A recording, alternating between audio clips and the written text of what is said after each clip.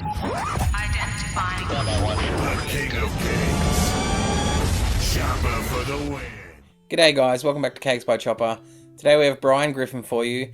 Over the week, Brian was killed off on the TV show and a lot of you guys requested this, so I pushed it forward and did a full-bodied Brian out of respect. To grab the template for Brian, head on over to the Cakes by Chopper Facebook page, print it out, place it on top of your cake, cut out the entire circumference as we do with most of the other cakes, and then we're going to cut out the shape of his nose and halve that diagonally, and that'll make the part for his nose and also his tummy. Then you're going to cut out a shape of his leg. Just use the template to get the proportions right. Cut out a piece for his arm, and you're only going to do it with the one side because we want it to look like his body is tilted. Then cover that with buttercream, place the pieces back on top, and then give it a crumb coat all over his body, making sure you round off any sharp edges from the cakes that you've placed on top. You want this to be seamless and smooth, ready for the fondant to go over to the top.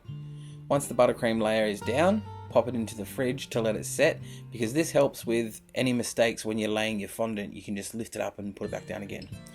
Be sure to put a dollop on his head for his ear, because I thought it'd be too hard to balance the cake itself on the corner. Roll out your fondant, place that over the top, and then pushing down in all the little nooks and crannies. When you're pushing this fondant down, be sure to work from the inside out so you push out any air bubbles. Cut off the excess, then smooth over any parts that you think need be.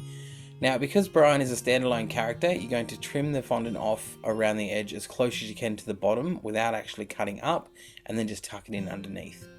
Using a sculpting tool, go around and give him the detail of where his arms and stomach and legs would be. Don't forget his fingers and his toes. Then using a little bit of red food gel, you're going to paint on his collar, and then get a thin black brush and go around and trace in his details.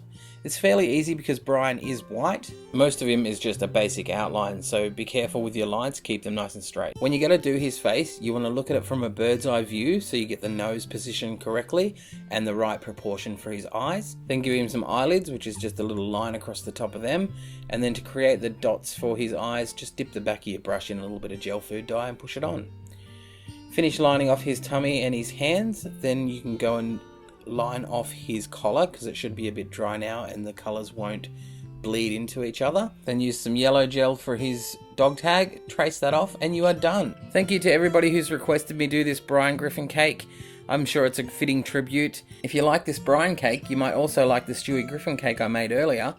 He is very simple, and just check the links in the description for that cake. Or why not click on my username above and check out some of the other creations I've done throughout the year.